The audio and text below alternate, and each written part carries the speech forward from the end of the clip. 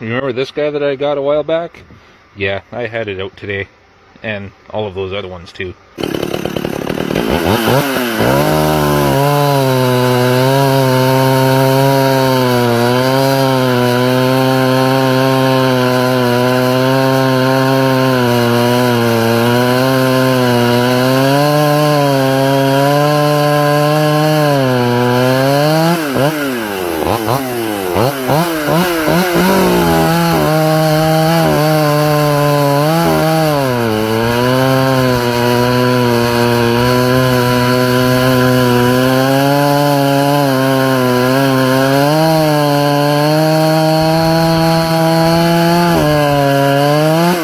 If you're not familiar with old Pioneers, that's a P50, so that is a 5 cubic inch or 82cc saw, and that particular one is somewhere between 74 and 77. I haven't ran the serial number yet.